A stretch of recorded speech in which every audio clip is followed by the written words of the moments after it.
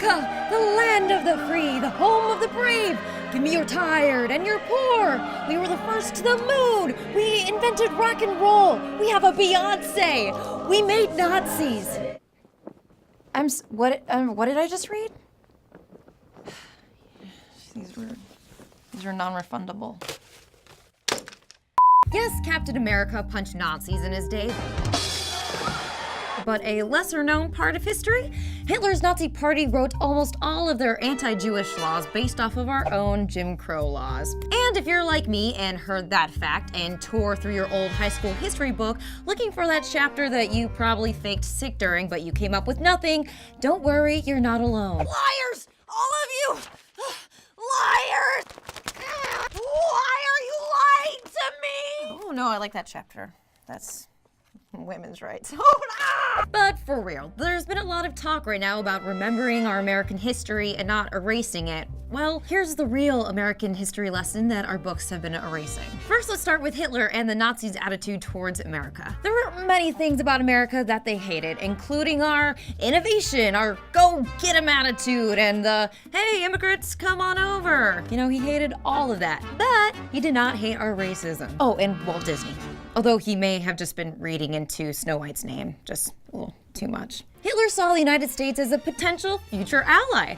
America was a master at creating second-class citizens despite our freedom for all attitude. In Hitler's eyes, we were the most advanced country when it came to legal discrimination, and he admired our endeavor to keep the Nordic race on top. On November 15th, 1935, Hitler met with his top advisors to draft what would become the Nuremberg Laws, which would strip millions of Jewish people of their civil rights. During the meeting, Hitler and his top advisors looked at the United States Jim Crow laws as guidance to draft legislation. Hitler was super interested in how we successfully implemented laws that prevented interracial marriages. He also thought we did a super good job telling people apart so we could be more easily racist towards one another. Specifically, they copied two of America's Jim Crow laws, the miscegenation laws, which prohibited members of different races from marrying, and the one-drop rule, which stated that anyone with one drop of black ancestry was considered black. Hitler saw this and was like, hell yeah, can I get me some of that, please? As long as there isn't a drop of non-white blood in it, thank you so much, thank you. So, yeah, we made Nazis. Also, the guy who made sea monkeys, Harold Nathan Braunhut, was a white supremacist, so yeah, I mean, if that doesn't just ruin your day. Sea monkeys, man. Sucks. So yes, Hitler may have loved us for perfecting the marginalization of large groups within the confines of the law. But as I said earlier, Hitler also hated us. He hated our innovation, our American spirit. He hated our land of immigrants. And believe it or not, those are exactly the things that united us to not only beat Hitler, but also sow the seeds of the civil rights movement. America entered the war, which sparked the Double V campaign. Its aim was to gain victory abroad against the Nazis and victory here against Jim Crow laws.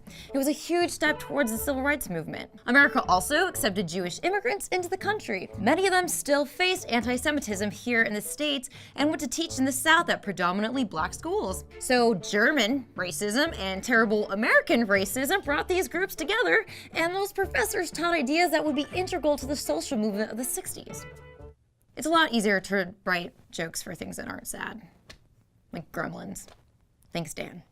So yeah, we kind of made Nazis, but then we also Captain America punched them into oblivion, and those who were oppressed came to America to nudge us towards the civil rights movement, one of the most American things to ever happen in America, and champion rights for those affected by Jim Crow, and women, and immigrants, and Native Americans, and pretty much every person here in the United States. Not only that, but looking at the white nationalist movement today, nothing they have to say is new. It's just a reiteration of ideas that regurgitate themselves every few years to give power to the few at the top who would rather see us angry at each other and blame each other for our misfortune than being angry at the people who own 1% of all the economy's wealth. And if you're a white nationalist watching this and you think, hey, Hitler wasn't wrong, he had the right idea, you know that Hitler also thought that you guys came from the underwater city of Atlantis, right?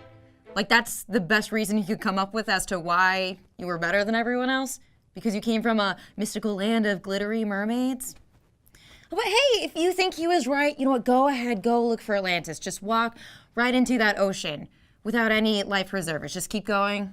Don't turn around. Just call me when you find it. Thank you so much. So there you go. Knowing our real history is important. Otherwise, we don't see how these oppressive systems are connected, or how America can rise to the occasion, toppling these oppressive systems and creating a newer, better society afterwards.